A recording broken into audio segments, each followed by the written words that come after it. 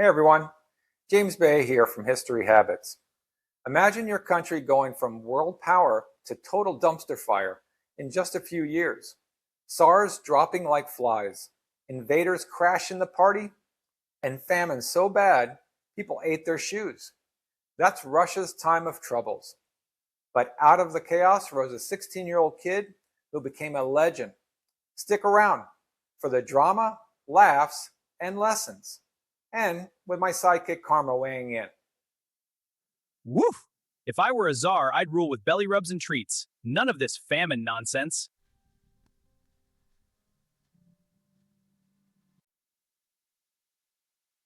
Let's rewind to the late 1500s. Ivan the Terrible, yeah, the guy who makes your worst boss look like a teddy bear, dies, leaving Russia in shambles. His son Fyodor takes over but kicks the bucket in 1598, ending the Rurik dynasty. Enter Boris Godunov, who grabs the throne but gets blamed for everything from bad weather to stubbed toes. By 1605, pretenders pop up claiming to be the real heir, like false Dmitry I, who was basically a Polish puppet. Invasions from Poland and Sweden turned Russia into a battlefield buffet. Jokes aside, this was time of troubles.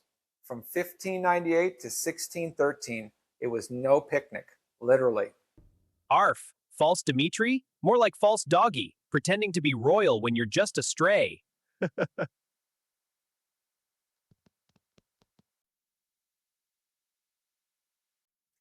Now, the real gut punch.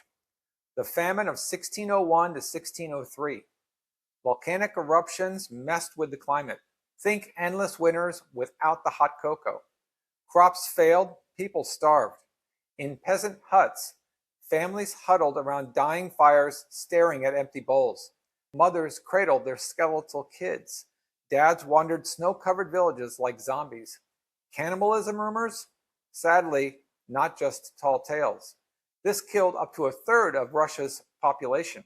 Worse than a bad flu season on steroids. Debate time. Was this famine inevitable due to climate, or did corrupt leaders make it worse? Comment below. What do you think? Starving? I'd eat my own tail first, but only if it's bacon flavored.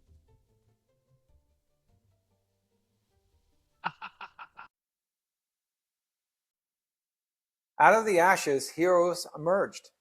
In 1611, the first volunteer army flopped, but the second, in 1612, epic win. Merchant Kuzma Minin rallied the troops like a motivational speaker on caffeine. Teaming with Prince Dmitri Pozharsky, they stormed the Kremlin in October, kicking out Polish occupiers. Cossacks, townsmen, clergy, everyone waving Orthodox banners and muskets. Surrendering Poles atop the walls? Priceless. This unity ended the foreign meddling, paving the way for stability.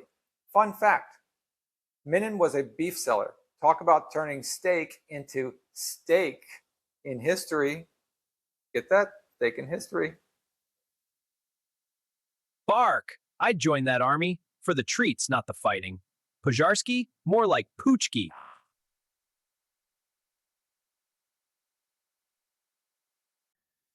In 1613, the Zemsky Sobar, a massive assembly in Moscow's Assumption Cathedral, gathers boyars, clergy, and more under golden icons. They pick 16-year-old Michael Romanov, hiding in a monastery. A delegation drags him through the snowy forest to the throne. Hesitant? Totally. Wide eyes, simple coat, looking like he just got called to the principal's office. But he accepts, getting crowned in July with monomox cap and all the bling. Debate. Was Michael destined or just the least objectionable choice? Spill it in the comments. Woof woof! A teen czar? That's like letting a puppy drive. Adorable chaos! Michael's rule stabilized Russia, ending the troubles in 1618. He rebuilt from ruins, peace treaties, economic fixes, but starting at 16, exhaustion city. His quiet resolve turned chaos into the Romanov dynasty, lasting 300 years. History shows resilience wins. From famine to foreign foes, Russia bounced back. Motivation time. Apply this. Step 1. Face your troubles head on, like Minin rallying troops. Step 2. Build your volunteer army. Friends, mentors. Step 3. Embrace the crown even if it feels heavy. You've got this. History proves comebacks are possible. ARF, my plan? Nap through troubles. Wakes you up refreshed.